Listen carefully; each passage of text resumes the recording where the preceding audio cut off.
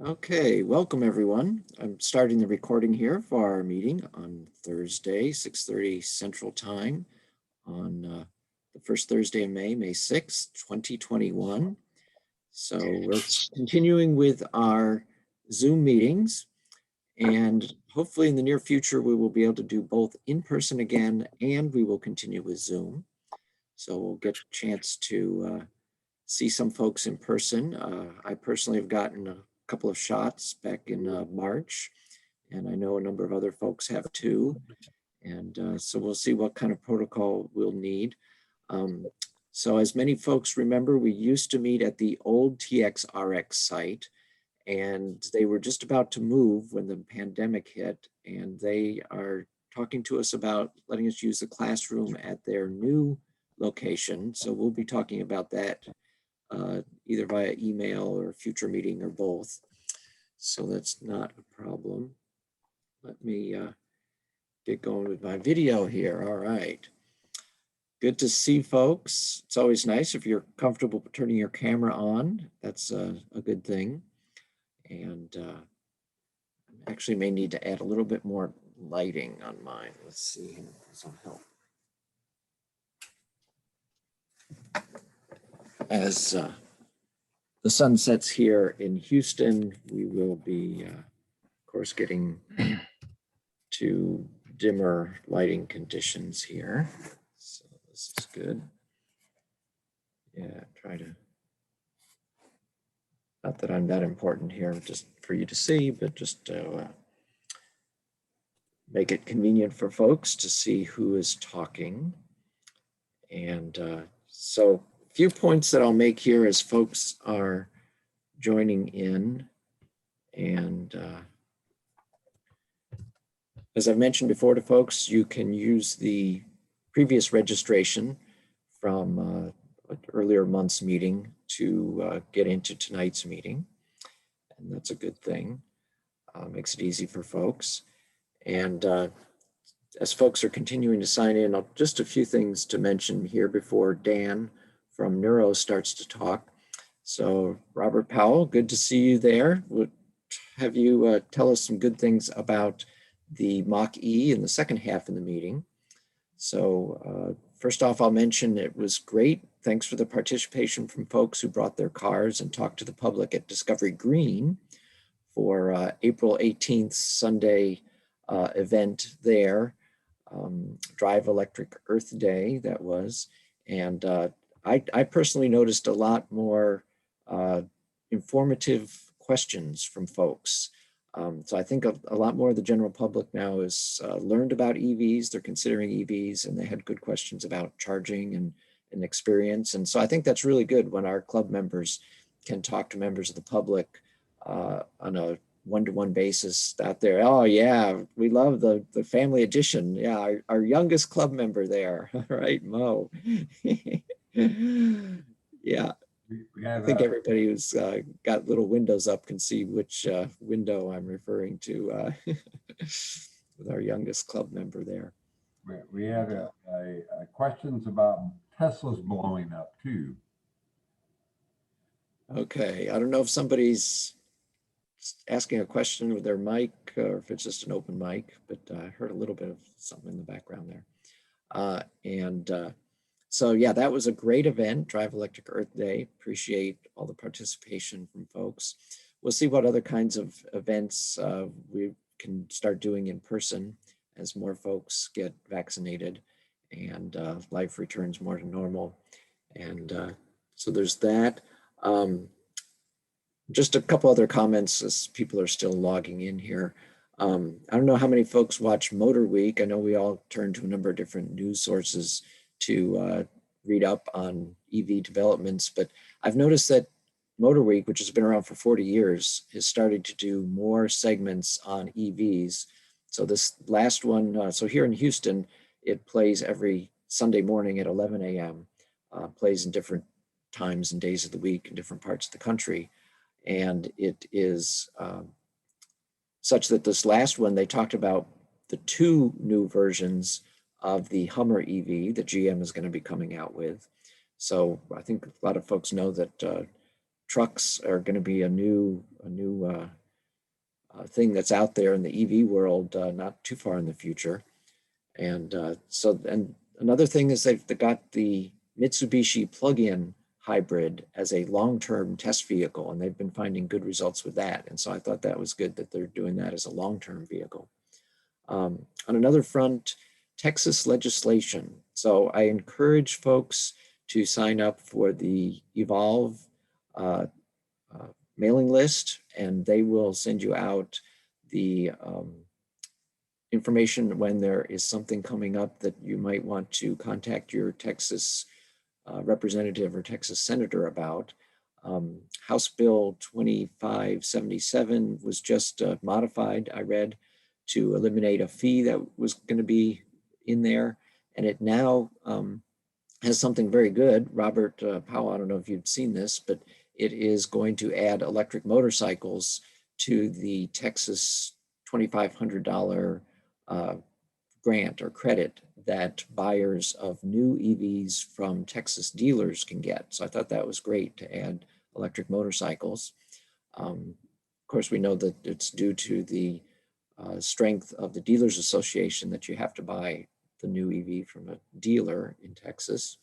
But just also to remind folks, the federal tax credit is still valid for manufacturers, for vehicles coming from manufacturers that haven't reached the 200,000 maximum. The two that have reached that are GM and Tesla. So you can no longer get that, but you can get up to 7,500 federal tax credit, and then the 2,500 if it qualifies Texas credit. And some folks look at also the credits for where they get their fuel from. So for folks with a new PV system, they extended the current 26% federal tax credit if you get photovoltaics put on your home for 2 more years. So it's was going to step down at the end of every year until it disappeared. And now they have considered the pandemic has inhibited a lot of people from going forward with getting that source of electricity for their EVs and for their houses. So it's good news that that has already been extended. And we'll see what else happens in federal legislation. But that 2-year extension, of course, is good. And then at the end of the meeting, for about 10 minutes, I'll talk a little bit more also about EVs and electrical sources, so we can have that at the very end. So, all right, I think this is a good time now. I can pass it over to Dan. And so let's see, from Dan, I got, if I get the right email up, the words that he sent me, because Dan's got a lot of experience, and Nuro is a really exciting company. And so we'll be glad to hear from Dan. He is the City and Community Engagement Manager for Nuro, N-U-R-O, Nuro. And he's been working with local governments in Arizona, California, and Texas regarding the autonomous vehicles that Nuro now has out. And I believe they've done some Kroger deliveries and Domino Pizza deliveries, so that's exciting. And as the lead for Nuro's Arizona delivery pilot in 2018, so this has been going on for a couple of years, Dan was responsible for managing the deployment of the first commercial uncrewed on-road autonomous vehicle delivery service available to the general public. So, and prior to that, Dan co-founded Shepherd, an Uber for Kids child transportation startup in Boston. That sounds exciting too. And his background is that he earned an MBA from UCLA Anderson and a BA in political studies from Pitzer College. So if no one else has any start of meeting announcements, of course, in the second half, we'll have time for folks to talk about their projects and stuff. But if there are no other important things right here at the beginning, I'll turn it over to you, Dan. Great, thanks a lot. Appreciate everyone taking the time out to attend these meetings. I wish we could all be in person and I could have brought one of our electric vehicles out to see it. I think at some point in the future, we'd love to be able to do that as well. So, hopefully we'll get a chance to do that. I do have a presentation, some slides to kick off this discussion and talk about our electric autonomous vehicles that we have operating in Houston. But I do want to, keep this interactive. And so, feel free to chime in with questions or more things that you want me to cover and talk about or get into deeper. There's a lot of different things that I talk with local officials and city and community groups about. And so I really want to make sure this is as valuable as possible to you all. And so want to please feel free to jump in and direct that conversation we definitely you want to learn more. Want folks to ask questions. And if you feel more comfortable putting your question in the chat, I'll monitor that so that in the second half of Dan's time, we can have both live questions and also questions from the chat. So you can, while it's on your mind, you can put it in the chat, or as Dan said, you can interrupt and say you got something right there as he's presenting. Let me go ahead and present here, and you can see actually, so this is our Nuro autonomous electric vehicle. We call it the R2. Nothing related to Star Wars. It's just called R2 because of its robot number 2. We had R1 was our previous version. At some point we'll have R3, R4, R5. We spent a lot of money on the technology piece of it, not so much on the marketing and branding of it. But Nuro is a company that's not just working on the electric vehicle. We are building the hardware and the sensor systems that go into that. But a big focus is on the autonomous software and everything that goes into building a vehicle that can drive itself. So there's a lot of work we do on the mapping side before we go ahead and drive on public roadways. The vehicle needs to know where it is. It needs to be able to predict other road users' movements. And then, we have a big infrastructure piece on the back end that's kind of supplying data to our vehicles while they're on the roadway. And then finally, the third piece here is the actual delivery service operations. We work directly with our business partners to actually go ahead and complete these deliveries. They're not available for individual sale. We run and operate a delivery service that utilizes this software and these vehicles. And Nuro is really a unique company in that we're doing all three of these things. There's a number of companies that are building just one of these things. You could see kind of Tesla in that vehicle hardware systems area, or even just some LiDAR manufacturers or radar manufacturers that are working just on specific sensors and equipment. There's a number of companies just working on the autonomous software, just a piece of it. And then you have, Uber Eats and Instacart and UPS, for example, that are working on just delivery services and buying their vehicles and buying the software that runs some vehicles, from other companies. Nuro is really integrating all three of these things together. It's not easy to do that. It's an expensive proposition, but we really believe that's where you can unlock the true benefits of this type of technology, is by having your hand or managing kind of all three pieces here and building out a timeline to do that. This goal is to build what we're calling a sustainable delivery service. So if you look at the way delivery currently gets done, it's not just through delivery service companies, but also 40+% of the trips that we all take are actually done for errands or things that could be replaced by delivery services. But today it may not be possible or may not be affordable to do that. But imagine if your groceries could be delivered for just $1 or $2. I think a lot of people will make the decision to make the trade-off of like, I don't want to have to get to the store and spend a couple hours dealing with that, or moving the kids around and dealing with all of the things, logistics that go into that. If my errands could come to me, that would be a really a trade-off I would love to make. And so as we build out, again, the delivery service platform built on the electric and autonomous vehicles, we believe we can get that cost down to create this more sustainable service that will not only help the environmental sustainability, but also the regional economy, where local stores, brick and mortar locations can actually now compete with the big box or the big e-commerce giants that are able to offer really low cost delivery services if that was available to all the local stores in the neighborhood, a lot of people would make the choice and make the difference to shop local and get it delivered rather than going to some of these other companies. And so, I really think this is a huge opportunity to really reshape the way local commerce gets done. And it's really only possible through this type of technology. We've done a lot of research actually on the economic benefits of this type of work. And so it's not only creating jobs for Nuro, where we have fleet managers, operations, and kind of software technology, but also again for the regional economy.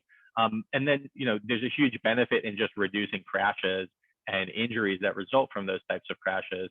Unfortunately, we've seen in Houston a very high fatality rate for for vehicle crashes, at one of the highest in the country. And so this is something where the safety of the vehicles is so important here, and that leads to economic benefits as well. I'll pause for a quick second and just see if anyone has any questions or things that they want to cover real quick, or there was one or two things that may have popped up in the chat.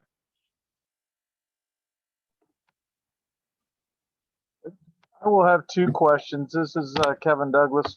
First question is, and you might cover this in the talk, but I live down in Westbury, and the Kroger there in Westbury is one of the tests, and we still have the Priuses running around. When might we see an autonomous R2 delivering groceries in that segment? Yeah, that's a good question, Kevin. So the R2 vehicle is currently on the road in the Woodland Heights area, working with our partner Domino's Pizza. We actually identified that store as where we felt most comfortable doing the first deployment of the R2 in Houston.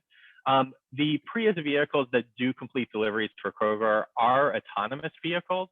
It's just that they have the operators inside. They're not the R2 vehicles. Working with Kroger stores, we will go ahead and you will start to see those deployed in the area. I don't know the specific timeline on that. There's a number of safety checks and processes we go through for that. And then there's a technology development piece of that as well.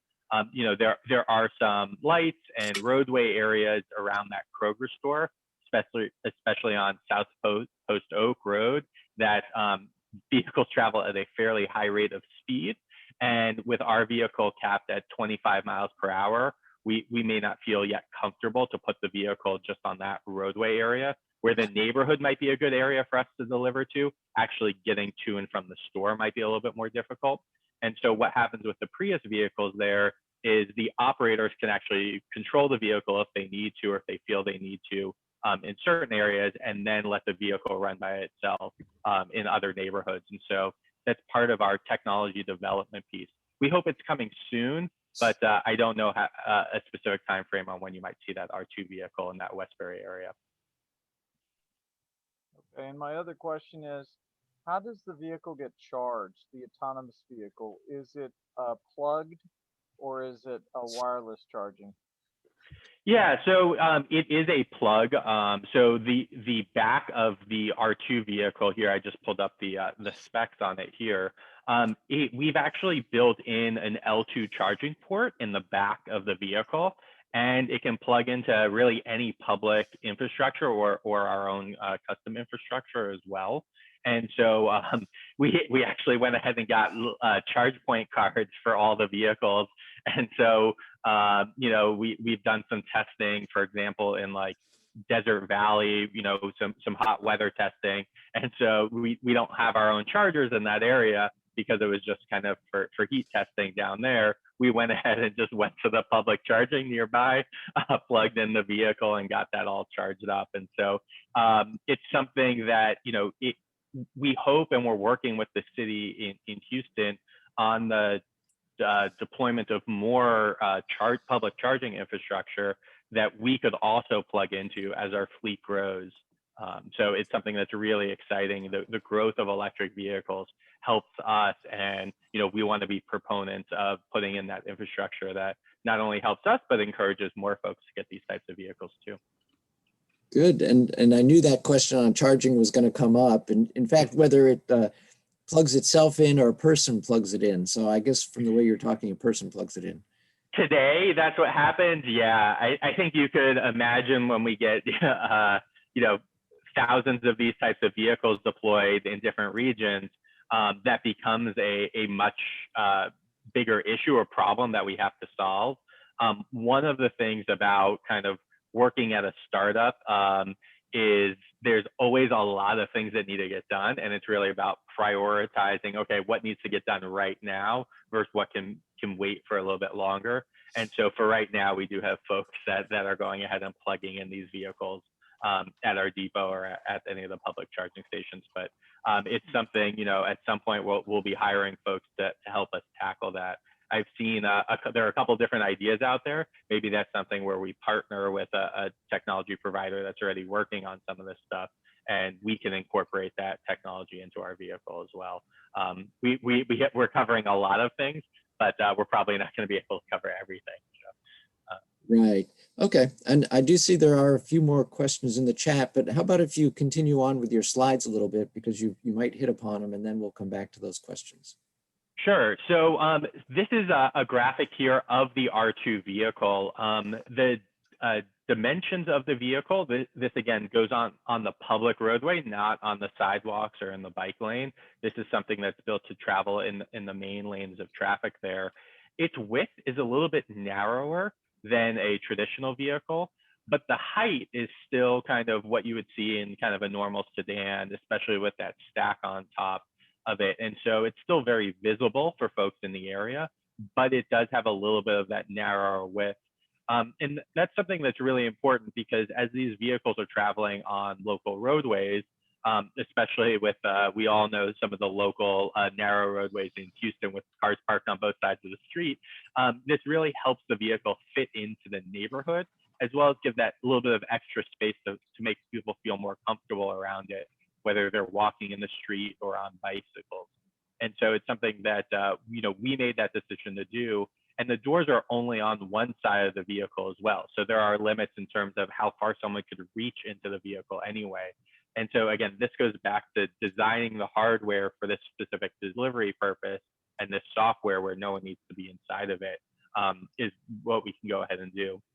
We've also done things with like lighter material on the front of the vehicle to make it so that, you know, God forbid there is an actual accident, we can go ahead, you know, we're protecting folks on the outside of the vehicle versus anyone on the inside of the vehicle. There doesn't need to be heavy materials inside the vehicle to protect pizza or groceries. We'd be happy to replace that if it meant kind of protecting someone on the outside of the vehicle. And then you could see, you know, again, I mentioned we have our battery. This group is probably most interested in that battery size, which is not something that comes up anytime soon. But, you know, it's about the size of a Nissan Leaf, which is actually the car that I drive most of the time. And so, you know, it has that type of capacity and size. The use case is a little bit different, right? We're not traveling, you know, 200 miles in a straight distance. We're doing these local neighborhood deliveries. And so the use of the battery, and with the technology and sensors we have of the vehicle, the use is a little bit different. And again, we're not selling the vehicle. So basically we need to be able to use it, and our partners need to be able to use it for local deliveries. But with the charging infrastructure that we're building out and planning out, you know, we can put a battery that's adequate for this size and this technology into the vehicle there. It also has kind of built in, though the low speed vehicle regulations that we fit under for the Federal Motor Vehicle Safety Standards don't require it. We've built in, you know, redundant braking and other automotive grade lighting systems into the vehicle design to make this vehicle as safe as possible in the roadway and kind of the areas we operate. And then, you know, just for a quick overview, we do have our headquarters in California.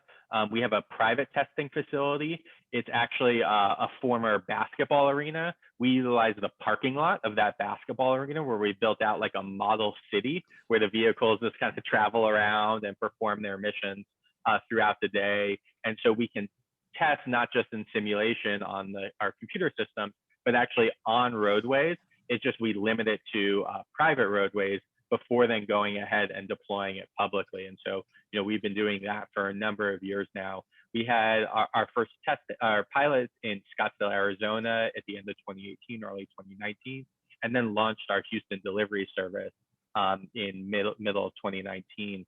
And then we saw during the pandemic, right, food delivery became such a huge issue. And that really accelerated a lot of our timelines for our customers, the businesses we work with. And so there's a lot of demand for delivery services right now. It's incumbent upon us to deliver this in a really safe way, but also a really affordable way. It's still really expensive to build all this technology in vehicles. And so we're working on reducing those costs before we kind of scale up further. And as was mentioned earlier as well, we do have two types of autonomous vehicles on the roadway. Here's a photo of the Prius vehicles we have, as well as the Nuro R2 vehicle. So the Prius vehicles, they do they do drive themselves, but they also, before we're ready to launch the delivery service or start driving autonomously, we map all the neighborhoods and areas that we go into. So the vehicle knows, hey, I know exactly what's around the corner. I know exactly where I need to stop on the city streets and where the curbs are. And so that really helps us be confident in the safe deployment of these types of vehicles. We continue to do software testing with these Prius vehicles as well, with an operator engineer in the vehicle that can kind of take notes on any computer system issues or software issues that need to be corrected later on. And then they also, again, have the ability to take control of the vehicle if they ever experience an unsafe situation. And then finally, we still use these vehicles to complete autonomous deliveries. We have a partnership with CVS Pharmacy where we're doing prescription medication deliveries. There's some requirements that, we can do some verification of someone's home or the prescription is obtained by the right person. And so having an operator in the car that can just complete that, which not related to the autonomous technology piece, but we can actually perform deliveries until the laws are updated or the procedures are updated to be able to do that fully autonomously or with no one present is something that we're working on there too. And then the last piece is, we like to engage very frequently with local leaders and local groups. So you're part of this process as well. And so this type of feedback, these questions, these topics are really important into our development of the technology, but then also understanding kind of regional priorities and where Nuro fits in within the region. And so, Mayor Turner has been very active on Vision Zero, as well as on sustainability and climate issues. And so those are two areas where we really tapped in and worked with the city to help them meet some of those regional goals. We're not going to be able to solve the issue, but hopefully we can be part of a solution to that issue. And, it's something that's really exciting for us to do. And so I'm very excited to be here. I'm excited to talk more with you all and answer some more questions for you as well. Well, how about if we go to some of those chat questions? And the first one came in saying, where are the windshield wipers? That's a good question. Actually, I think I have it on. I have for the. Let me see if I can see for the. So this is this photo is of R1, our first generation vehicle in Arizona. If you can see my mouse in the front of the vehicle here, just to the left of this first almost nose-like sensor, there is actually a windshield wiper installed on this vehicle here because it was part of the Federal Motor Vehicle Safety Standards, where all vehicles on the roadway had to have windshield wipers actually installed on the car. I'm sure anyone of you that's actually working on your own vehicle understands kind of from those regulations. And, it makes no sense. There's not actually anyone to look through or even a sensor here that needs to see out, but it's a part of the requirements. And so we went ahead and did that. You can actually also see from this vehicle, there's side view mirrors on it. Those are actually little motorcycle mirrors that we got and bolted onto the sides of the vehicle, because the vehicles on the roadway are required to have those types of quote unquote safety equipment as part of the regulatory standards. So, One so of maybe the this vehicle can is actually fit the inside. wiper actually operable? the wiper is operable, yes. Yeah, there's a little motor in there that actually can control the wiper and make it operable. Yes. But it doesn't clear any water from any sensors, from what you said.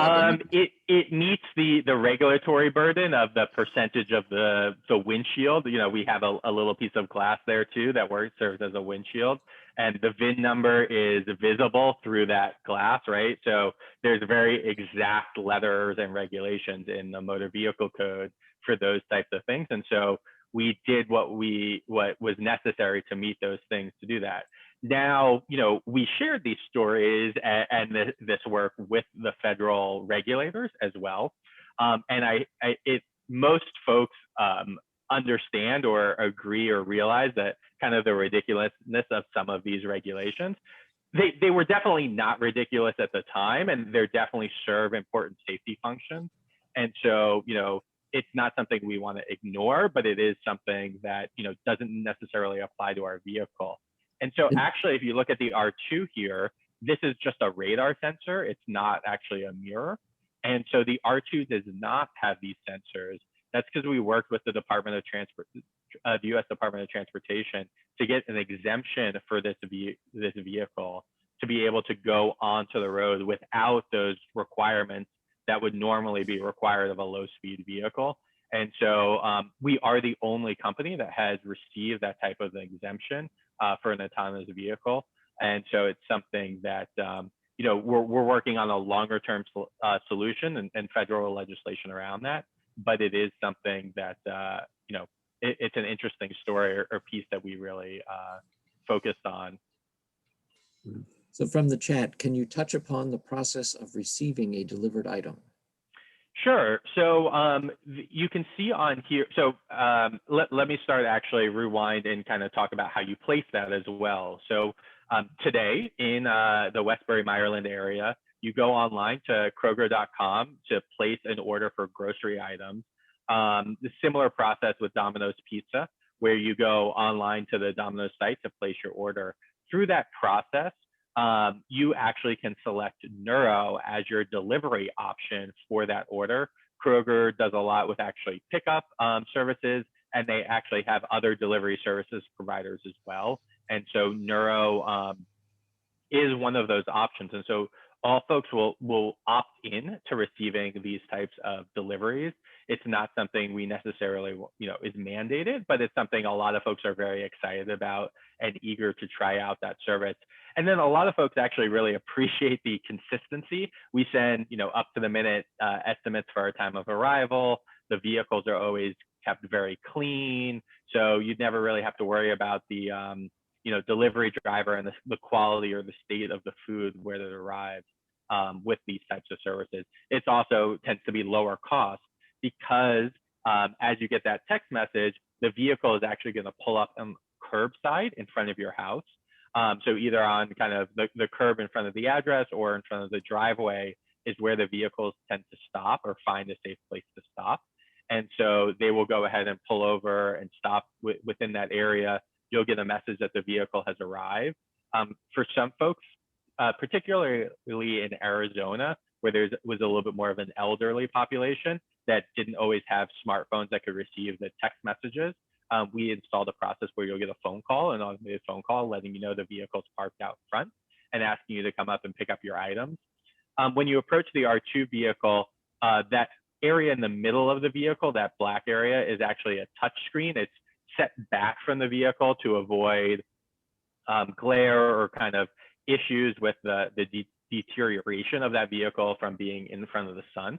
And so there's a touch screen there that you'd enter your private PIN code, and then the doors would open up and your items would be in there. There's two different locked compartments, but as we're working with partners like CVS Pharmacy, you could imagine a situation in which the door opens up and there's smaller lockers within that general or larger compartment where that just might have kind of some smaller medication for you as well.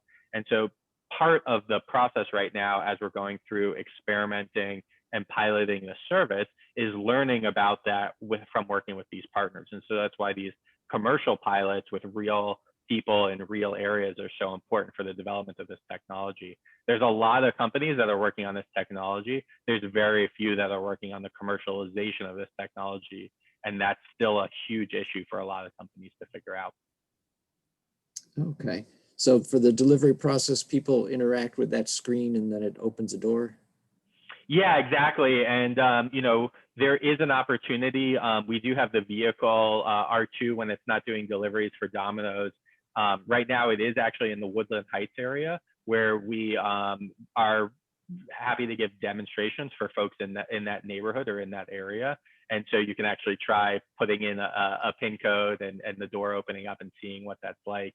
As we'll be at the Houston Tech Rodeo. I'll pitch that, I guess, for folks who are going to be or who haven't seen yet. The Houston Tech Rodeo is coming up on the 17th, and we'll be there and we'll be giving some demonstrations of the vehicle there as well. So it's a really cool experience. And so again, hope to be able to share that with a lot more folks in the future. Good, good. So the next question in the chat, why Houston? Where is the hardware engineering and software development work being done? Yeah, so that's a good question on the Houston component. So when we look at deployments on our vehicles, we consider kind of three different things. So the first part is the technology piece. Can the current state of our software technology actually drive in that area or in those conditions? As I mentioned before, right, as a startup, there's a lot of things that need to get done.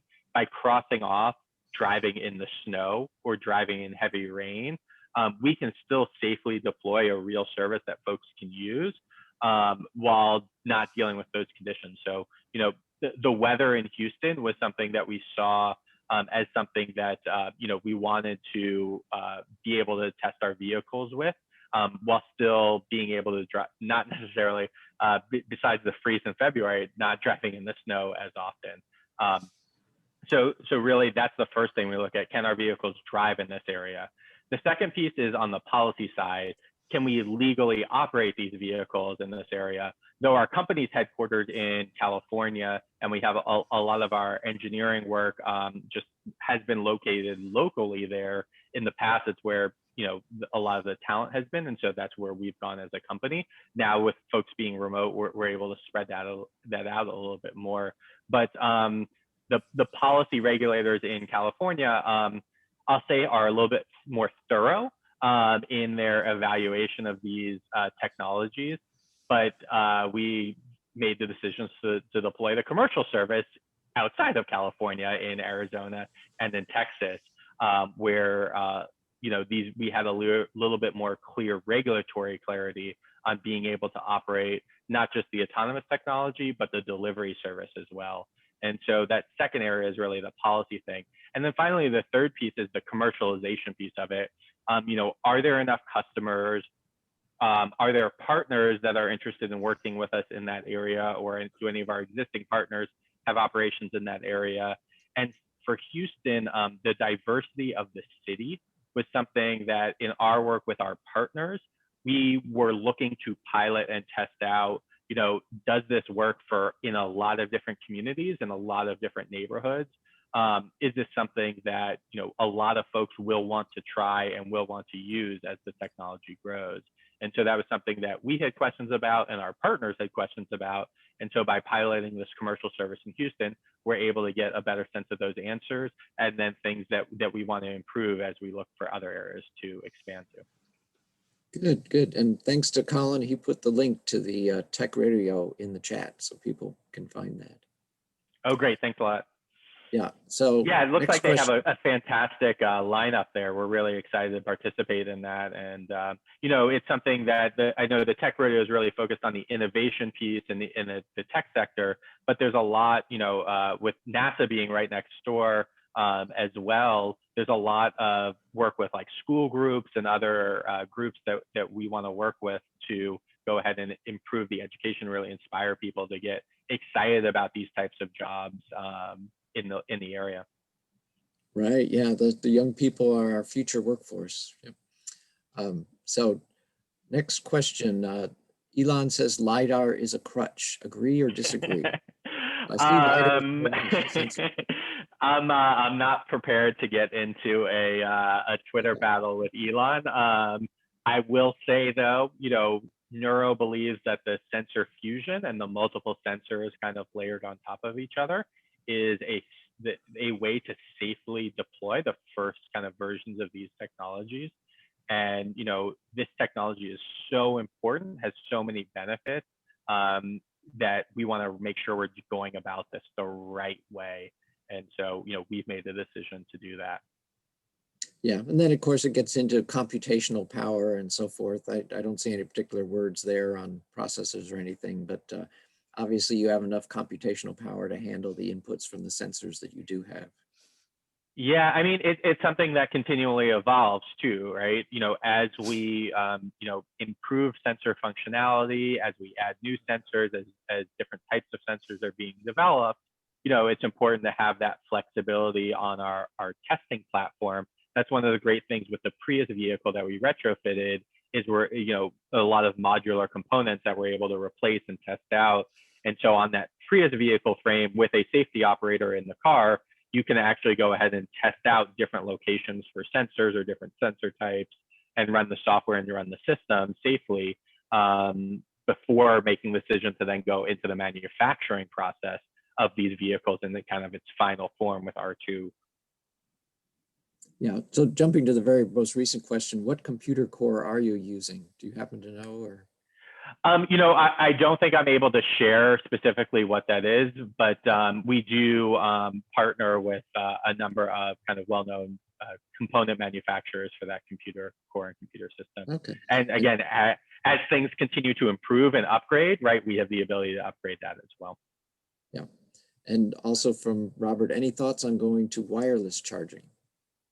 I think that's a really interesting thing for us to look at, and especially as that infrastructure kind of is available and able to be spread out.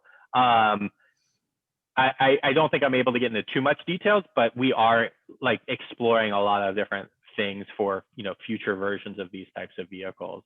I think there's a lot of different options out there. Personally, I saw recently there's actually a modular system of electric vehicle wireless charging, kind of the size of a storage container almost, that can plop down in a number of different things. And that was a really interesting thing I shared with our business team to kind of take a look at as well. So, there's a lot, this technology continues to evolve and grow. And so we're staying updated on any of those things as well. Yeah, and it seems like an autonomous vehicle, to get it over a wireless charger might be simpler than developing a snake type device to insert a conductive connection. Yeah. Okay. Bill Swan asks, is there a human monitoring the vehicle status remotely? Yeah, so especially on the early days of these types of deployments, our R2 vehicles are constantly monitored from a remote command center, and so it's something that we feel is a really important safety piece of these early deployments.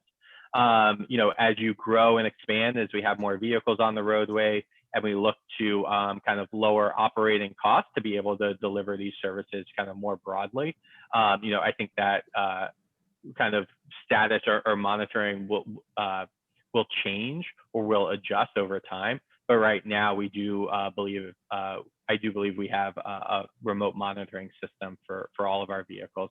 It's also helpful for the delivery services side. In Arizona, again, I spent a lot of time on the delivery services side. And if someone calls and says, "Hey, I see the map, or I don't have a map of my smartphone with me, and I don't see the vehicle in front of my house. Where is it?" Having a map in a command center where we know where all the vehicles are all the time, it makes it really easy to direct them and be like, "Oh, the vehicle actually parked on the side by your driveway around the corner because you have a corner lot. And so it's actually on the other side of your house by your driveway, rather than, the side door that you came out of. And so that's where the vehicle is located. And so, being able to remotely monitor that whole system is really important. It also enables us, if you think about it, if your vehicle or you get into a crash, someone needs to be there to call 911 usually and dial the local 911 number. If our vehicle doesn't necessarily able to do that, especially if there's no one inside of it. And so our remote command center can actually go ahead and contact the local 911 services if needed as well. Okay. And specifically, someone asked, can the vehicle be piloted remotely? So we do have the ability to control it. The autonomous systems, though, handle all of the driving functions in the operational design domain. So the vehicle will safely, if it detects an issue that it can't handle, it will safely kind of pull over or stop. And then, we can remotely pilot the vehicle if we need to, a short space to get it to a safe location, or to do something else with the vehicle as well. In parking lots, or for, we get a lot of media attention for media demos and things like that, where, we don't have a map build. It's not really something that is part of their normal operating procedure. We can safely pilot the vehicle another way as well. Okay. And Bill is asking, sometimes I cannot see a red light because they are highly directional. Do the vehicle sensors have more sensitivity to red and green lights? So in terms of detecting like a street light, is that what I think we're looking at? Yeah. So the vehicles, again, they use the camera sensors and camera systems. I think the light sensitivity, as well as the position of where that light is, from mapping all of the areas, right? We're able to know where all the light systems are as well. And so it's something that I believe we can be very sensitive to and kind of monitor and control. Yeah, I believe that people who are colorblind also often use the position of the lights, not just the absolute colors, to realize what they're looking at. Okay, next question. Any plans to license the software or use commercially available vehicles? So not at this time. Again, we're really focused, and we think there's a huge opportunity on the delivery services. And we believe the benefits, the safety benefits, as well as the business benefits of owning and operating the fleet of vehicles is really important. And so there is not a plan to do that at this time. Okay. You won't be able to own one of the R2 vehicles anytime soon, but you still could use it for just a couple of dollars. And so we think that's a win-win situation for everyone, especially as we move into expanding our business partners, not just working with the larger grocery chains, but also kind of local businesses and mom and pops businesses in the area. Them not having to own one of the vehicles and invest in that system, just being able to utilize the vehicle when they need to, allows it to be a much more cost efficient for them as well. Mm-hmm. Good. So in your list of sensors, the second one is the thermal imaging camera. Bill's asking, can you mention the thermal imaging camera? So more details. Yeah, I'm happy to talk about that.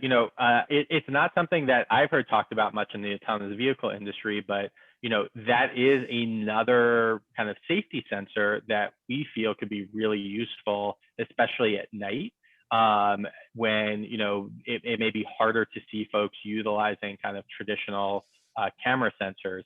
And so it's something that we have installed in our vehicles and are continuing to test and kind of see where those improvements are. So it's something that's a really exciting new development that we are working on as well. Okay. Again, it's that vulnerable road users, that safety piece, right? Like, why would you not want to try this out and see if you can get those safety enhancements from this type of system? So on sensors, the question is, are there high water sensors in the front bumper? So I'm not sure specifically about water. There are kind of the ultrasonic sensors that you would kind of typically see for like parking systems. So where the LiDAR or camera systems don't have necessarily overlap, a millimeter away from the bumper of the vehicle, right? The ultrasonic sensors can provide that level of precision. And so, that's where we have those types of sensors. I don't think there's a water specific sensor though. Okay, but if you've done some testing, maybe you've seen whether those ultrasonic sensors can detect water or something. Obviously, it's much thicker than air. Yeah. Yeah, yes. You know, it's something where as we go through the vehicle design and manufacturing process, if anyone's ever seen kind of any of the videos from manufacturers as they're testing out vehicle builds and going through kind of water tunnels and other things like that, it's really important, you know, let's put these to the limit. Let's test them to the limit at those private facilities when we're doing the manufacturing to see where those safety operational limits are, and then let's go ahead and deploy and then work on ways that we can improve or expand those operational limits as well. Yeah. So who is your manufacturer? Is it Magna or one of the other? So yeah, this is another great audience there. I can get into the details here. We've actually partnered with Roush in Michigan to go ahead and develop and manufacture our R2 vehicle. Okay, very good. Has there been actual interaction with law enforcement on the road? There has. Fortunately, a lot of them have just been curious officers about the technology, and so you know, every once in a while, the vehicles will get stopped because an officer just has questions about what we're doing. We try to do a lot of preemptive work, talking with officers and departments about the vehicles and what we're doing kind of on the roadway, so they understand what that is. They have a lot of really great questions. This came up in Texas and in Arizona, but the officers were asking about like kids lassoing the top of the vehicle. You can see on the top, it kind of like that little top stat looks like something you could lasso and grab onto, and then skateboard down the street off the back of the vehicle. And so, you know, these are interesting kind of things that are top of mind for the officers and top of the concerns. It's not something I had thought about, but it's really important to have these feedback discussions. One of the other things that we've worked actually locally with Houston PD on as well is some of the Siren sensor data collection. So, you know, some sirens look different and sound different, and they could sound different based on the direction they're coming from as well. And so we've done a lot of kind of testing on private roadways of those vehicle sirens from a number of different angles. Actually, Houston PD brought out their mounted patrol as well, so we get some horses in there too. And so, you know, that just helps us ensure that, you know, we may see a scenario we don't know how to deal with or we haven't seen on the roadway before. By training the data in our systems on these kind of simulated scenarios or on these practice scenarios in private areas, we can be extra confident that the vehicle can safely handle those scenarios on the roadway. Yeah, so maybe under your list of sensors, you need an anti-lasso sensor.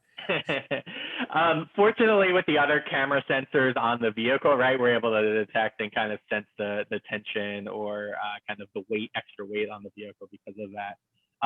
And, you know, again, one of the things with the type of delivery services we're doing with no one inside the vehicle and, you know, hopefully no one's really attempting to steal a $10 Domino's pizza either, with cameras all around the vehicle, you know, the risk of theft or kind of an issue is fairly low in a lot of these places. Oh, okay. Next question. What if you live in a gated community? Yeah, so there's a lot of folks that live in gated communities or in apartment complexes where it may be hard or difficult to get into. So in part of the delivery process, we actually provide a ability for folks to provide any of that extra information or a location on kind of where we can meet the vehicle. We've limited where, again, we're deploying the R2 uncrewed vehicle to areas that we know are accessible, and places that aren't accessible, you know, we do have the Prius vehicle that can go there, and someone in there, again, can help with that customer service thing like I was talking about with CVS. And so, you know, that's something where we haven't figured it out yet. If you have any ideas, Mo, you know, I'd love to hear them on how we solve that issue. You know, there are some examples with, you know, UPS or FedEx having keys or access codes to some areas, or we're seeing as new apartment complexes go up or new communities go up, there's like dedicated turn lane areas or dedicated areas for delivery vehicles or Uber and Lyft pickups. And so, you know, we're seeing kind of apartment complexes start to build this into the system as well. So, you know, it's something that we're working on as we go about and do this too. Okay. So we talked a little already about human monitoring. Is Nuro performing the monitoring, or the company that the R2 works for, such as CVS or Kroger? And do you project that eventually a third-party company will handle monitoring and service for the R2s so that your company can concentrate on other aspects? Yeah, I mean, right now, I would say, you know, this is all being done in-house. This is really early kind of technology development, and the sensor bandwidth and the upload speed bandwidth in different areas is going to be different. And so it's something that Nuro does itself right now. I don't know where this ends up going. You know, hopefully the technology gets to as easy to use that, you know, anyone who partners with Nuro would also actually get access to that monitoring and kind of assist their customers as they need to. But today it's Nuro that does that, and I would imagine it for at least the short-term future as well. Okay, so thinking about customers Yeah, and others, who are your biggest competitors in this space? yeah. So that's another really interesting question. I could spend a lot of time on this, but to keep it short, you know, Nuro is providing delivery services, and so there are a lot of other companies providing delivery services right now. We've seen a lot of those companies don't have the ability, or their delivery services, whether there's you know, fees that they're charging the restaurants, or you know, their drivers churn, or kind of are employed for, or become contractors for 3 months then leave.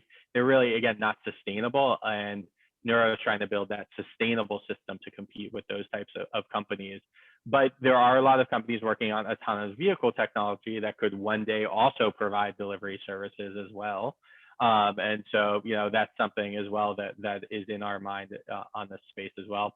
You know, again, as I went back to the economic data, one of the competitors is actually you. You going to the store and collecting your items is a different way you can accomplish this task. And so Nuro really needs to be able to deliver for you a better experience than you doing it yourself. And so, you know, we are competing and continually finding kind of innovative ways to make this experience better for you too. Yeah. And Steve mentions comments, impressive tech and ideas. Glad to see that you are thinking about these challenges. And Bill specifically wants to know, since he lives 14 miles from the Heights, what is the radius of operation in Houston? Yeah, I don't know the specific numbers. 14 miles is probably too far for us right now. But you know, that radius will grow and expand based on, you know, what we feel comfortable doing as expanding our operational design domain, as well as kind of where Domino's wants to go with kind of their testing and piloting the service. So no promises, but hopefully at some point in the future, we'd be able to expand to that area. And you'll be able to tell. You'll see some Priuses driving around first, and then you'll see the Nuro vehicles come in. So. Yeah. Okay. Jason is asking, for deployment, any preference for single family versus multifamily neighborhoods, like partnering with apartment managers? Yeah, so I think that's back to kind of the access to the apartments. In the area we were operating our pilot service in Arizona, you know, a number of the apartment complexes actually started advertising on their websites for leasing information that they were in the Nuro delivery area, and folks were actually wanting to move into and you know, be part of that community because it was within the Nuro area. And so hopefully, you know, we continue to see that excitement. Right now, you know, we've seen, again, back in that Arizona area, there were a couple of multifamily neighborhoods or apartment communities, but a lot of it was single family households and kind of one lane each direction kind of roadway systems in that area is where we launched our pilot service, and it performed fairly well. Within Houston, right, there's a huge diversity of areas. And so that's part of the thing that we're testing out and piloting is, okay, you know, for multifamily neighborhoods, we need to do things a little bit differently. What do we still need to do? What do we still need to learn as we pilot the commercial service here? What are people struggling with before we expand into more areas like this? Yeah. Stan is asking, what went into the decision making to select this particular size of vehicle? Yeah, a lot of it is the form factor. Again, as I mentioned, we fit into the low speed vehicle regulations as part of the federal motor vehicle safety standard. There's still a lot of safety standards that we need to meet, but it's less than a full size vehicle. And so this low speed vehicle is, again, typical to a golf cart. And so if you think about the size of a golf cart that might drive on the roadway, we kind of fit into that particular size as well. I'm not sure there's a width regulation as that particular size, but there's a lot of kind of available chassis and other information out there about these sizes of vehicles. And so I think it made it easy to start with this size of vehicle. Okay. And Robert Powell thinks that wireless charging is good. He has that for his electric motorcycle. And then he specifically asks, how has the chip shortage affected your deployment? Yeah, I don't know with our supply team what is happening with that at the moment. So sorry, no information there for you on that. But Okay. yeah, it seems to be affecting a lot of the manufacturers. Yeah. So you mentioned that obviously your vehicle doesn't do 200 miles in one shot, but Sterling asks, what is the operational range? Yeah, I'm not sure we've shared that number publicly, and so I'm not ready to share that right now. Okay. Have you had to deal with random acts of vandalism, such as purposely damaging the vehicle or any theft of contents? Fortunately, we haven't. We've seen with some companies that are deploying more sidewalk based vehicles, or vehicles kind of that travel on the sidewalk and interact with people a little bit more. We've seen that as an issue, and it's something that we were tracking ourselves or we're worried about. But because the vehicle travels on like the normal roadway and really acts like a traditional vehicle, most folks are not running into the roadway to damage vehicles or that are driving by. And so, that's not something we've had to deal with. Good. All right. But we do have cameras around the whole vehicle as well. So, yeah, Right. so just it's something where, I don't know if that deters folks, but it's something that, I think folks become aware of. Mm-hmm. So regarding how you're going to develop your network, Stan is asking, are these vehicles going to be operated from a single depot, or will it be a web of depots and the cars will get charged at various locations as well as loaded at multiple locations? Yeah, I don't know exactly what our long-term strategy is going to be for other areas. In Houston right now, we have multiple depots right now on where our vehicles are housed and operated from. It could be that we have one single depot that, all the cars flock to or leave from throughout the day and kind of can charge up in community as well. But it also could be that we have no depot and, we have a quote unquote, adopt a neuro program. And, you could house a neuro, in your driveway or extra space in your garage. And the neuro kind of, pulls up at the end of the day and you plug it in and charge it, or you have that wireless charging on your property. And there's an adopt a neuro program for the neighborhood neuro that kind of goes around the area and the community. And so, again, we're not going to have all the answers yet, but I think this is something that, we're exploring and trying out. We'll explore and try out a number of things as we expand and grow. I like that, Adopt a Neuro. I mean, there is such an organization as Adopt a Charger, where people will donate, say, like a charger to be in a state park or something like that. So yeah, I could see the people who love their pizza, and there have been a couple of comments here about the importance of people's pizza getting to them hot. And so yeah, I could see somebody maybe adopting and saying, yeah, I've got space, and we can put the charger pad for the wireless charging down there, and it can just sit there and use my piece of property. Yeah, I mean, the idea is that these vehicles fit in and become a normal part of the neighborhood and really help out. Even if you're not using our delivery service, you probably know someone that could benefit from using our delivery services, whether they're a new parent with a young child at home and it's just a lot of effort to get to the store, or there's someone who's a little bit older and maybe shouldn't be driving anymore, or it's someone who, got rid of their car and it just bikes everywhere, but carrying all their groceries is too much on a bike, and an affordable delivery service helps them live that kind of car-free lifestyle. And so, there's a lot of different things that people could be utilizing these vehicles for, and we hope they really do fit into the fabric of the neighborhood. Yeah.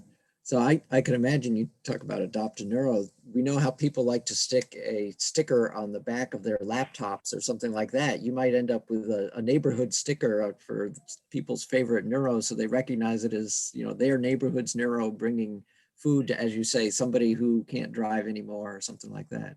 Yeah, if we were doing some of these again events in person, we do have a number of neighborhood neuro stickers we're happy to share. But also, I want to set up some programs where we can get some local Houston stickers from, Evolve Houston or the Vision Zero program to be able to stick on the back of our vehicles as well. Because I think that I don't think we're going to have any, my child was an honor student at so-and-so school yet. That's not quite where we're at yet, but other things we can do to support community safe streets efforts is something that's really important. Sure. Okay. James is asking, I assume the vehicle avoidance is to obey traffic laws, not some creative drive itself off the cliff mode to avoid collisions. So in other words, people have talked about the moral aspects of vehicles. Do you go this way or that way to cause less damage, kill fewer people? You've probably heard those types of discussions and so forth. So along those lines, what's it going to do to avoid collisions? Just obey traffic laws, or? I think that obeying traffic laws is a start to these discussions or this process. I think that's something that society or regulators have set up as like, here's the acceptable standards. But I think there's more that can be done as well. And so, as neuro drives, we kind of absorb the information and the vehicle continues to learn from other road actors. And if our behavior is causing other road actors to do unsafe stuff, it's worth us considering doing things that are different as well. And, in some cases, you need to go around a vehicle that is double parked or may not be obeying other traffic laws. And so, those are considerations we need to make as well. And we have to have those systems in place too. Yeah. Okay. So let's maybe hit 5 or 6 more questions quickly here. How many deliveries daily does one vehicle make? It's going to vary based on kind of the seasonality of the delivery service as well as the time of day. I'm not sure our partners have shared kind of what their daily delivery numbers are yet, so I can't quite talk about that. But I can say that during the pandemic, we've seen a 3x increase in the number of people and folks getting deliveries, and so it's been something that's been really, really important during the pandemic. The Texas Monthly had a really good article a couple of months ago about kind of some of our work during that time. And not just with our commercial partners, but we also partnered with Houston Food Bank to help with delivery services for them as well, because it's a really costly service for a lot of nonprofits to get food out to folks that need it, who are low income or homebound. And so, it's something that we want to do our part to help out as well. Yeah. Okay. So on your list of sensors, you don't talk about whether they're outside or inside. Jason, a thermal sensor to ensure your pizza stays hot. The thermal sensor is located outside of the vehicle. It's a camera sensor on there. But I can differentiate that. We do have the compartments do have kind of the ability to add kind of heating and cooling elements based on what we're doing. Right in Scottsdale, Arizona, we may need a cooling element for something, and also a heating element. And so how those partners or how those delivery services need to interact with each other is another kind of one of those learning components of the commercial services that we're piloting now in Houston. Right. Yeah, I can imagine for medications, you want to keep them cool. Jason's more worried about his pizza staying hot. So. Yeah, I mean, I wish we had, the freezer compartment, and we could have been helping with some of the medication deliveries as well, even, or the vaccine deliveries right now. We did actually pilot some of our vehicles, the R2 vehicles, at a private facility where we still just transported food, but we transported food at this medical facility to avoid having to expose other people between kind of infected area and uninfected areas. And so, people could put the food in the neuro vehicle and have the neuro vehicle go and transport it to folks that may be quarantining, rather than having someone put on protective gear and get in there and do the deliveries themselves. Yeah, yeah. So R2 looks like it's smiling at us. Is that accidental or? It's not accidental, actually. It's there's purpose kind of facial kind of elements to that front of the vehicle to make it kind of as friendly as approachable as possible. Steve, if you're interested in more of that information, we do have a blog post up about kind of that design. The real inspiration is from like a racing helmet almost that has the visor that kind of comes down. You can kind of see that almost as a racing helmet in there as well, was kind of some of the designs that we went ahead and put in there too. And we've won some awards for that design as well. So it's something that's fairly exciting for us. Okay. And how fast to get up to your top speed from 0? I see here Sterling added it in minutes, not seconds in there. But the vehicle is a fully electric vehicle. It does have that pretty quick acceleration. So, it can get up to that speed. The question is that the safest thing to do, or the most fuel efficient thing to do, or energy efficient thing to do? And so, we can actually optimize the vehicle based on what is energy efficient, because we want it to last as long as possible throughout the day. And so, again, those are decisions that we make as we operate the delivery service, not sell this vehicle to kind of third parties. Yeah, okay. So then the next question, who gets a traffic ticket if a traffic law is broken? So that's something that, working with the State Department of Transportation, so we kind of went ahead and clarified for them, and we weren't sure initially, but it is Nuro, the company, that gets the ticket if a traffic law is broken with by any of these vehicles, or if they get stopped or pulled over for any of those things. And so, the enforcement officers are provided with kind of that information as part of the training process, so they know what to do in case of those incidents too. Hopefully it never happens, but it's a question no one really had an answer to until we sat down and had those discussions and figured that out. And so there's going to be a lot more questions like that, I'm sure, that we're happy to approach and learn about. Right. Question, is there a business-to-business delivery role? There may be. I know there are a number of autonomous vehicle delivery companies that are doing the direct middle mile, is basically what they're calling it. So it's basically going from like a warehouse or store larger store location to like a smaller location. It's something that a lot of delivery services companies like UPS, FedEx, the Postal Service kind of has to do with pick up at the local mailboxes or local mail stations and take them to central sorting facilities. I think there is an opportunity there as well. A lot of those companies rely on fixed routes, which means that you can restrict kind of the operating area to this known area and then be able to complete those deliveries at usually a longer distance, rather than kind of the local last mile delivery. And so I think there is a role there for. I can't share too much about Nuro's plans in that area, but I know there are a number of AV companies that are looking at that. Okay.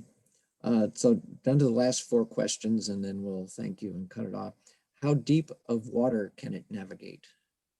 I don't know the specifics on kind of where our current operational design domain limits the amount of kind of water on the roadway. Clearly, there's water on roadways that are just not safe for anyone to operate on. And so there are upper bound limits around that. But I don't know where Nuro is currently at the moment. In general, just for safety purposes, we tend to be overly cautious. And so it's probably fairly limited at the moment. Unfortunately, you're not going to see the Nuro vehicles kind of wading through any flood water to deliver supplies right now. But, that's something in discussions with the, Harris County Emergency Management Systems, they may be interested in utilizing that. And there may be ways for us to do that as well. Like the pandemic kind of opened up new ways for organizations to utilize Nuro vehicles. I think we're going to continue to learn and have discussions about new ways we can utilize these vehicles to help out in the event of emergencies. That sounds really good that you're talking with emergency management. Yeah, because now that you think about it, we don't want to send a vehicle with people in it into a potentially dangerous situation. Not that you want to lose the vehicle, but better to lose an autonomous vehicle than to lose a vehicle with people in it. That's right. Put them in danger. Yeah. All righty. So the last few questions, do you happen to know if Domino's is soliciting community input on where to deploy your R2 vehicles next? Domino's is getting input from customers in the areas that they currently deploy. I'm happy to pass on any information if you're excited about a new Domino's location or a new area. I'm happy to take that. My email is dan@nuro.ai. And then we have listed publicly on our website feedback@nuro.ai as well. So, don't hesitate to share that with other folks that are interested in providing that type of community input. It's something that we do take into consideration as we think about regional neighborhoods, but then also kind of cities and other areas that we go to in the future. Okay. Is the company publicly traded or is an IPO coming? I can't comment on that. We are not public, or I can't say we are not publicly traded, but I can't comment on anything else beyond that. Okay, that's fine. And the last question, if the stoplights are not working, what happens, such as if there's a power outage? Yeah, that's a good question. We've done some testing of that system, and we've seen that actually in real life situations as well. And so, we can code in there the system of like, there should be a traffic light here. The traffic light is not on or malfunctioning. Here's the typical roadway procedures that would go into effect, where it'd be kind of a stop sign kind of replacement.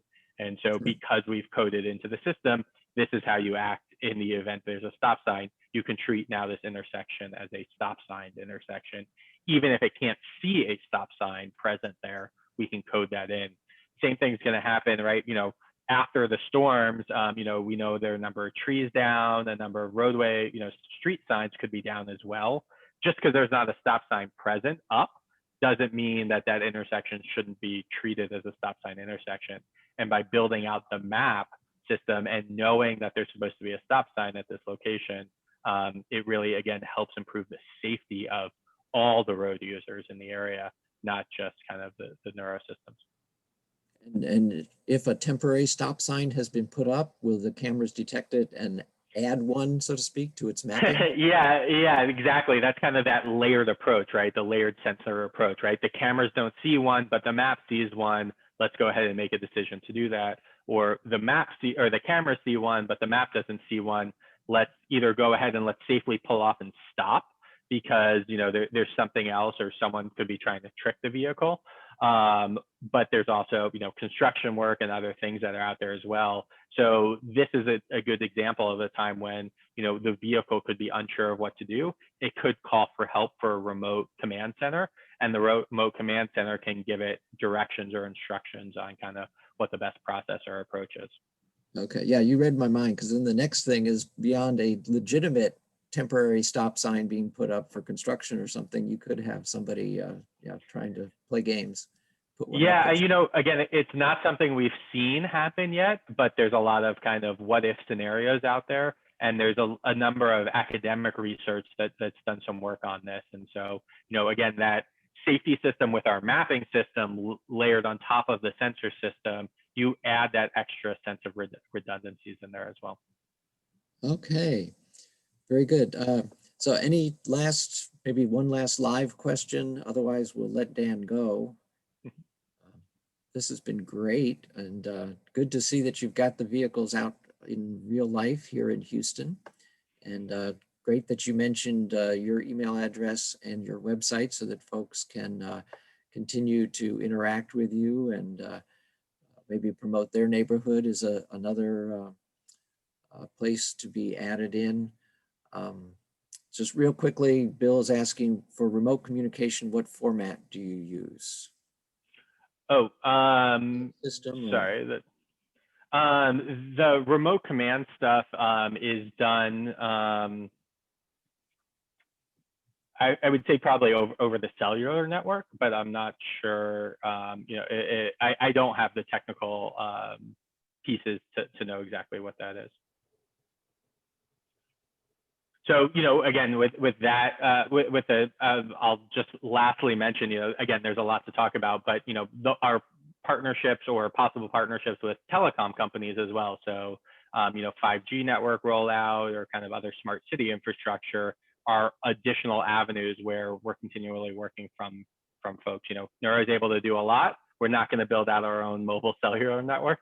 And so, working with partners and learning from them about their data capacity, us sharing kind of what we want to do is another really fruitful conversation that we have as we go ahead and build out these deployments. All right, very good. Thanks, Dan. This has been really informative and really, I see Steve saying, can't wait for the Hot Wheels version of R2. Yeah.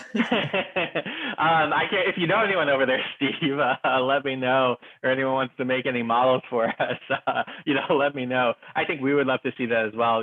I think some folks have mentioned, the Domino's Pizza is running a really cool TV ad right now on some of the stuff that we're doing. Some of it is fun stuff to talk about. Just like the Domino's Noid that they have running in the commercial there, it's a little bit of TV magic on what's possible versus what's not, right? Our vehicle's not making the crazy maneuvers to avoid the cartoon character all over the place. It's coming to a safe stop in any of those reasonable scenarios in the Heights area. But it's something that's always fun to talk about. And then also, I think, hopefully inspirational for a lot of folks that are interested in getting into this technology. As you can see, there's a lot of questions that I don't have the answer to, or we don't know yet. And so hopefully there's a lot more talented folks that are going to be able to join our team, or community members that are going to be able to provide feedback to help us get to those answers for this really cool and incredible technology. Yeah. So for anyone online now or with family members or friends that are interested in the industry, contact Neuro. And see that link there from Colin. Thanks a whole lot. And we appreciate your time, Dan. And you're welcome to stay on during the rest of the meeting if you like, or take off. I'll drop off. My fiance, I know, is waiting for me for dinner, so I will drop off for that. But this has been a pleasure, and looking forward to a lot more conversations. And would love to stay in touch and kind of on the newsletter list and kind of on the activities that you all have going on, because I think there might be some more opportunities for us in the future to continue to stay in touch. So would love to do that as well. Yeah, and you can find us at our website anytime. Yep. Great. All right. Well, thanks a lot. Take care, everyone. Stay safe. Yep. Thanks, Dan. Thank you, Dan. All right. So yeah, that was really fun. Very informative. And I guess I don't watch enough TV. I hadn't realized that there had been some things going on TV commercials and such. But good. So as I mentioned, we had a great day. Robert Powell was nice enough to go over to the dealership where he knows some folks and bring a Mach-E to Discovery Green on Sunday, April 18th. And we had a lot of other members bring their cars. It was really good. So Robert, if you could tell us some more about what what's happening with Ford dealers and Mach-E's and yeah, no problem. I have to say, I went in, when I got the Mach-E, I've driven X's, I've driven Y's, I've driven 3s, I've driven S's, I've driven all the Teslas, I've driven Fiskas, I've driven pretty much all the electric vehicles at this point. And I didn't know what to expect when I picked it up. I thought it was going to be a slow boat from China, for lack of a better term. And I was actually blown away. To me personally, I feel that it was more finished and polished than the Tesla X's or Y's.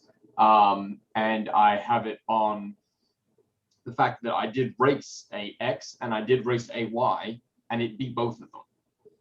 Now, I don't know if they were sandbagging, but, to me, it definitely was a faster car.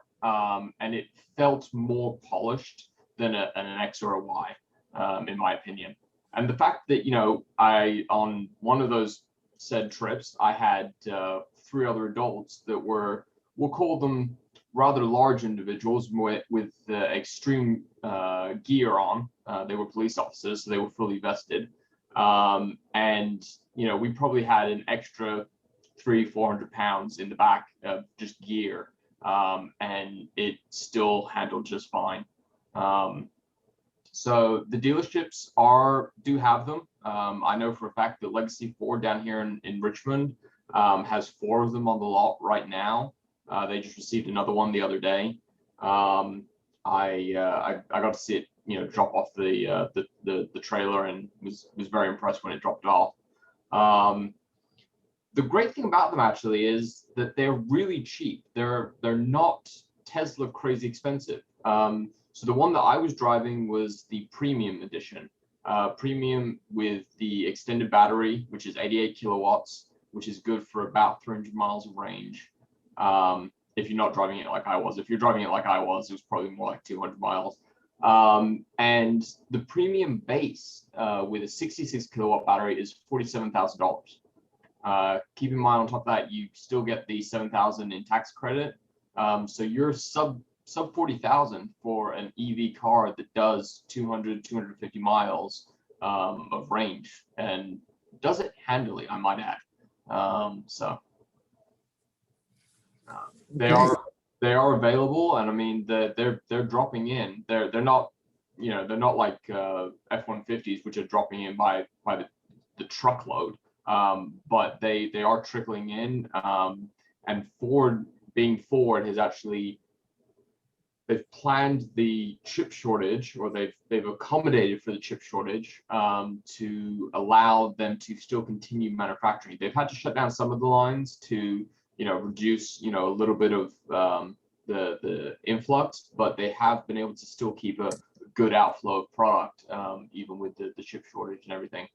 Right now, the GT, which is not available, but I have it on very good authority that it'll be here in about the next 2 to 3 months. Currently, if you order that one right now, it'll be 29 weeks from when it actually is dropped. So in about 3 months plus 28 weeks. So end of the year-ish, give or take.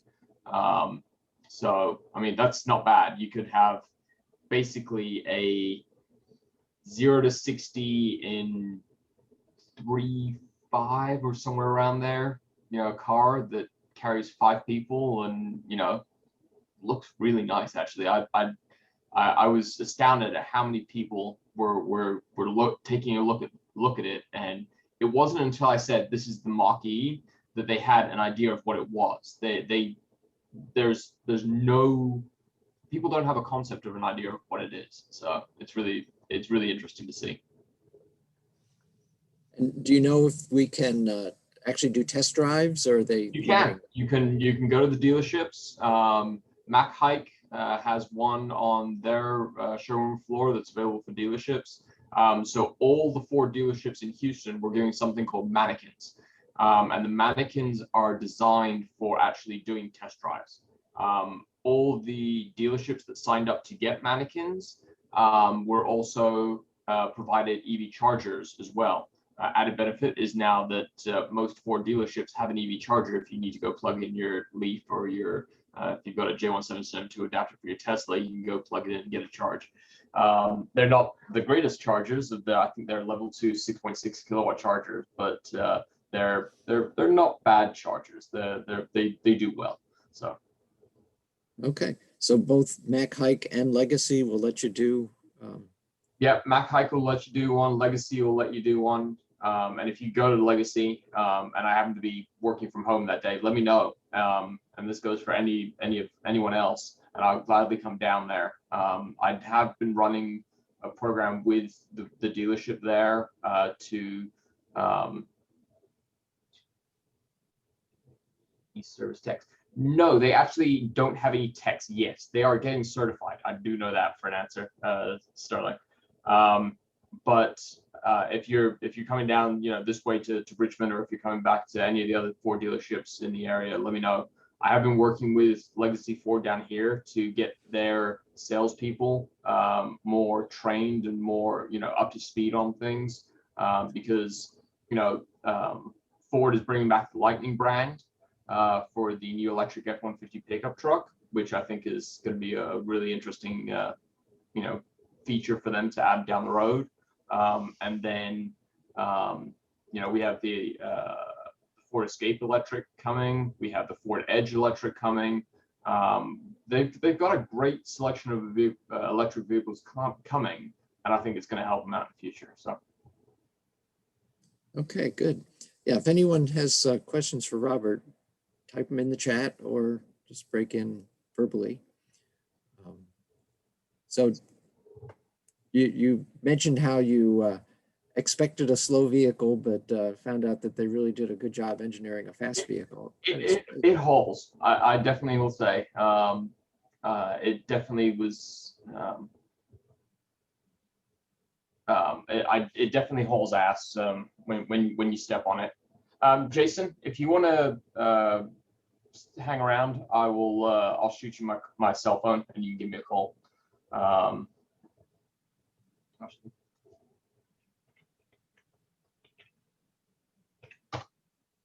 There you go. I shot you my number, Jason. Okay. So I mean, it definitely moved. I didn't have any complaints with it, and it was a great little vehicle. So I was more than happy. I actually was about to cancel my Rivian order at the end of it. That's how I thought about it at the end of it, because I really actually wanted to. I almost went home with it that day. So. This Mach-E, it has a solid roof or a glass roof. I think it's solid. It's a glass roof. It's a polycarbonate glass roof. Good. That sounds a lot better. And I did it for one lady. She was like, "Oh, are you afraid of hail hitting the roof or any of that?" And so I took my bottle right here and I slammed it on the roof. And it did the damn thing. And then to do it again, she just about fainted after that point. So yeah, that is an amazing demonstration. At school, my students, middle school students, they drop those drink containers. It sounds like a bomb going off. Yeah. So Colin just posted that there's 3 Mach-Es available at Legacy, and yes, they actually have the Grabber Blue that just sold the other day, but it looks like they got a new one coming in. So yeah, they're great little vehicles. I must admit, so I drove the one that I had there was the all-wheel drive version. Right before I drove that one, I had the rear-wheel drive only version, and I must say I preferred the all-wheel drive version over the just rear wheel. The all-wheel drive, in my opinion, vectored just a little bit nicer when you were going around corners, and it really handled the cornering better in my opinion. The rear wheel kind of was like a typical Mustang. It liked to get a little back sideways. And step out a little bit, but I mean, they were great cars there. Okay, and do you know what different models they're planning? You mentioned 2-wheel drive, 4-wheel drive. So there's 4 tiers. There's the Select, there's the Premium, there's the California Route 1, which is only available in California, and then there's the GT. So those are the 4 models. Inside of the models, you have the standard battery pack, which is 66 kilowatts. And then you have the extended battery pack, which is 88 kilowatts. And on top of that, you have rear wheel drive only, front wheel drive only, or all wheel drive only. So matrix of about 26 combinations gets you what you want. So. Okay, so they do actually offer 2 different battery sizes. I didn't realize. So the 66 kilowatt battery is actually a 75 kilowatt battery, give or take, 60% available. And then the 88, which I had, was actually a 100 kilowatt battery pack. And you could only use 88% of it. So, okay. But like the premium, pardon me, you can do the extended battery or the regular battery, but you can only do the all-wheel drive. So there's different combinations that are available. The GT is of course going to be the most badass version ever, because of the fact it is only the extended battery, and it's only the all-wheel drive. That is all you get. One model. That's it. It's going to be good. It's got so they take the normal motor, which was a split motor, so one motor front, one motor rear, and they actually did 2 motor front, 2 motor rear. So that is a all-wheel drive vectoring machine. Okay. So when you say all-wheel drive, it's actually 4 motors, 1 motor per wheel. Wow. That one's really gonna hook up. I have words in with the management that when that one comes in, I've been offered a test drive for a weekend again. So I will make sure to endeavor and take fun with that. Yeah. And correct me if I'm wrong, but there's actually 2 trims for the GT. There's a GT Performance Edition, which is supposed to be the Model Y performance competitors, like 0 to 60 and 3.5. And Yes. the non-performance edition of the GT is 0 to 60 and 3.8. But the both of them have both the extended battery and the all-wheel drive. The GT Performance Edition has the added motor added to it, whereas the regular only has the regular 2 motors. Okay. And actually, the time difference is barely negligible. So the the regular GT is 3.8, and the performance is 3.7. So it's not a huge boost, but it does have close to 600 horsepower on it. So do you happen to know, Robert, is Legacy planning on getting the electric F-150 when that comes out? I'm not. I'm still keeping my Rivian. I'm sticking with my Rivian. I think it's going to be the better car over anything else. So. Isn't it Rivian that's making the delivery vehicles for Amazon? Yes, and they're available now, actually. They're running in Oklahoma, they're running in California, and they're running in Arizona. The 3 places they're running right now. So. Great. So they've got them out on the road. Yeah. Yeah, they were doing perks of following the Rivian on the Facebook group. Is they actually had all the trial videos that were being shared, and they were doing some publicity stunts with the delivery truck, and they had it going around. The biggest thing is everyone complains the noisemaker that's installed on it sounds horrible, and they want it changed immediately. Why? What does it sound like? I will have to try and find it. Apparently, it sounds more like a whelping siren to place it nicely. Huh. Okay. Yeah, but it probably is something they can change by software, hopefully. So yeah. Wouldn't be too hard to change when they decide what to change it to. Yeah, but it's the most annoying sound ever, and everyone hates it. I went ahead and I posted it in the chat here, so you can all take a listen to it for yourself and make up your own mind. Oh, okay. Very good. So yeah, people can see that link in the chat. Very good.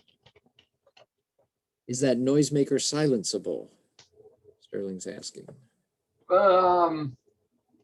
Not by, as far as I know, not by Rivian's, not by Amazon's driver's choice. That's a hard built-in thing. Again, we're not driving them, so it's not. We don't have to say in the matter. But I'm sure if we complain enough, they'll start to silence them eventually. Yeah, well, I can imagine maybe that first engineer who designed that sound, they meant it to be very annoying because they want people to notice, the vehicles moving close by to them and otherwise would be quiet. But is that the sound?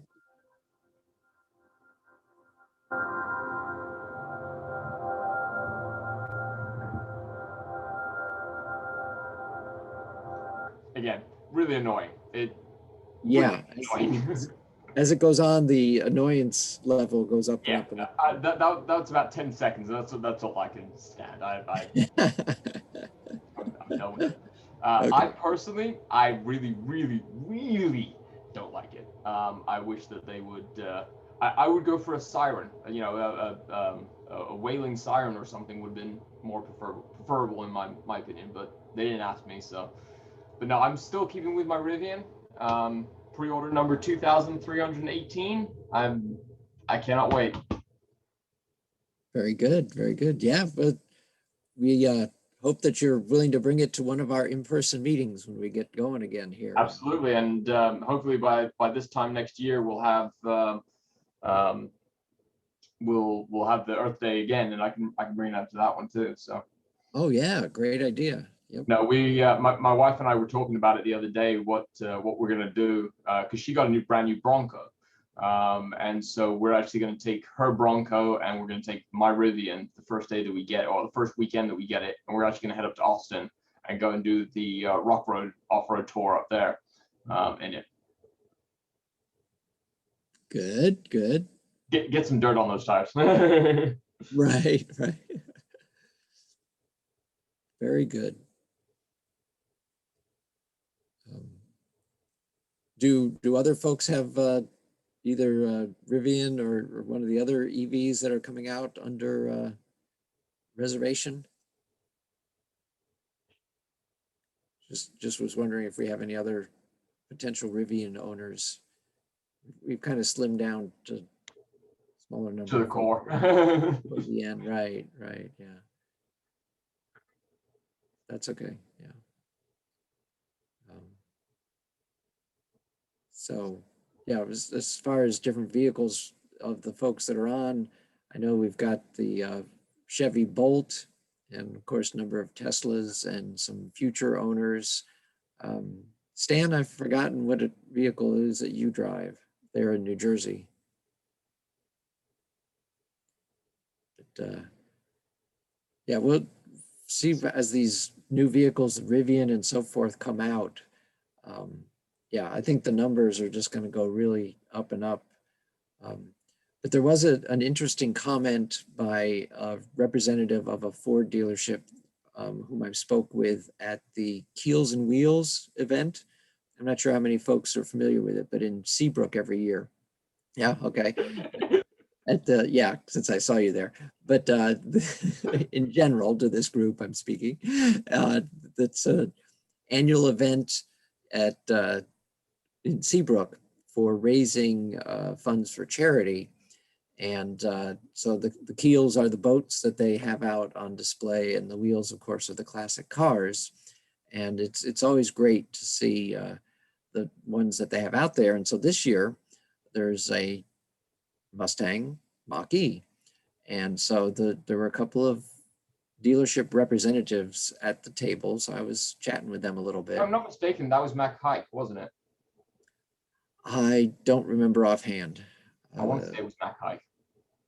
I took some pictures, so I might actually have it recorded in a picture, but I don't think they were Legacy, because I think I would have. No, I would have known if they were Legacy, because I would have been the one to take it out there.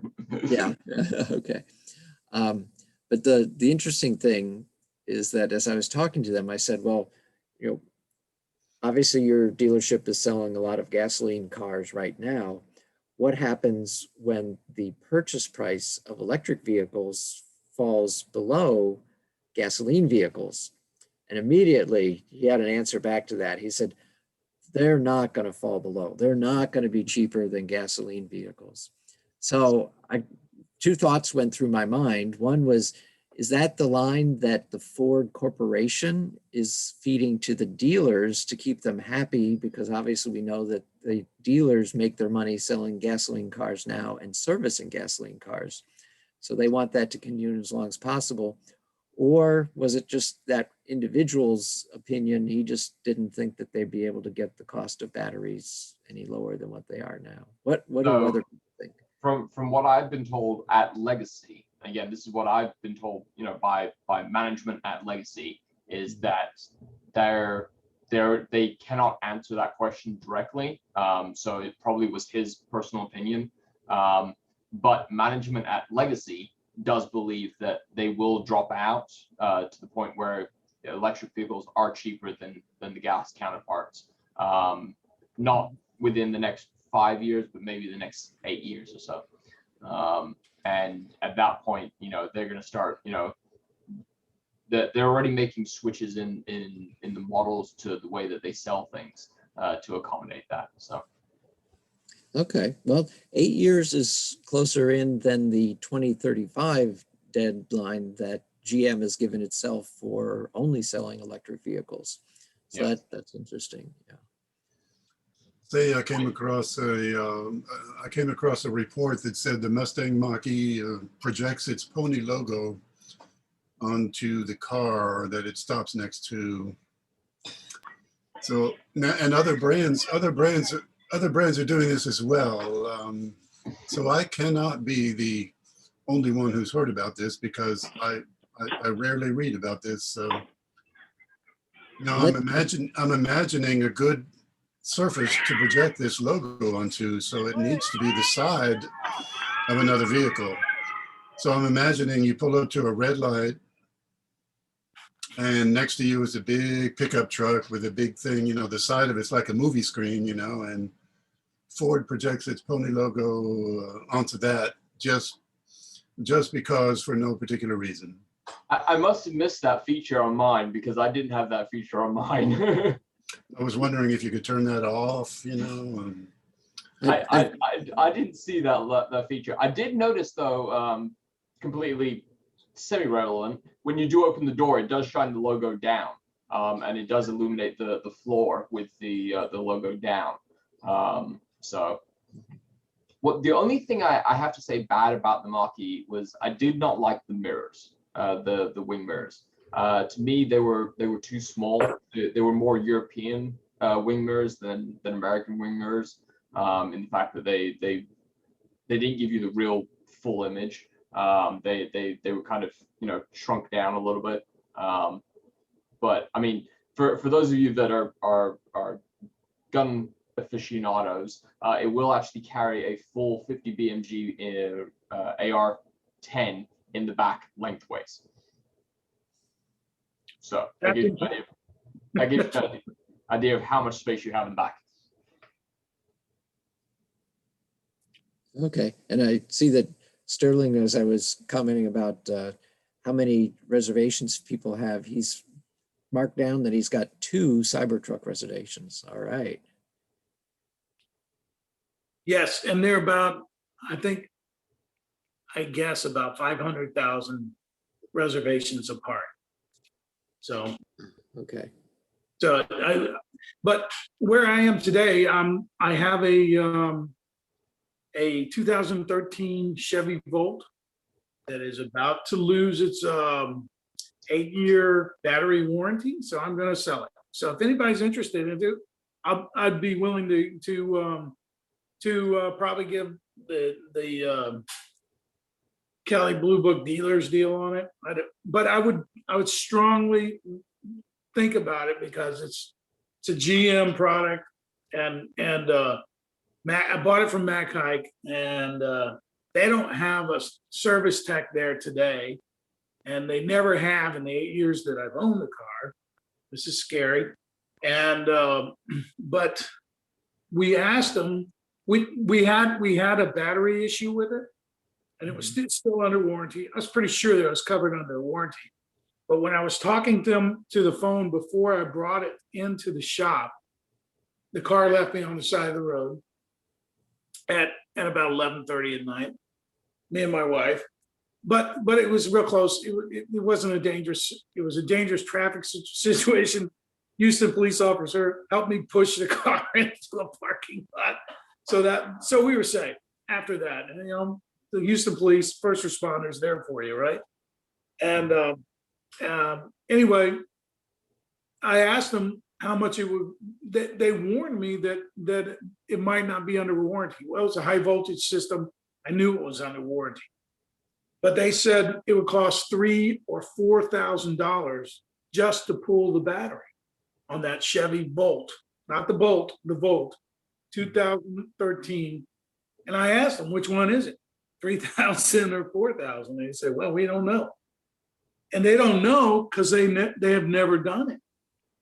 So that was the scary thing. So it's the warranty's about to expire. I don't believe Mack Hike or Chevrolet or GM it's going to cost you a lot of money if you have some battery issues on that. Now, somebody might know other information. No, it only costs this much to replace the whole battery pack, and that might be a good thing. But I'm selling it because I don't want a $3,000 or $4,000 liability just to pull the battery before they start replacing batteries or pieces of the battery pack, whatever it takes. So that's why I'm selling this, if anybody's interested. And I heard another thing. I'm sorry to take up so much space, draw the air out of the room, but I also heard something about that there will be a $2,500 exemption to the motorcycles as well. Yes, so Do you know if what would it apply? passes, it hasn't passed to both the House and Senate and the Texas legislature yet, but there Okay. is a bill that is out there that in its current form, that's the only thing in the bill because something else got removed by amendment. And in the same way that electric vehicles and I believe natural gas vehicles and some others can qualify from the state of Texas for $2,500 payment, this bill, if it passes, would then include electric motorcycles. Cool. Robert, do you know about that $5,000 motorcycle? I'm not sure. I think it has a limited range, less than 100 miles. Yeah, if it's for 5,000, it's gotta be one of the baby ones. So yeah, sorry, I don't wake up for more than 11 kilowatts in the morning. Okay, excellent. I just wanted something electric that I could just commute with locally, and until I retire, which isn't very far away. Well, if you want to reach out to me, if you want to shoot me your number, I'll in the chat.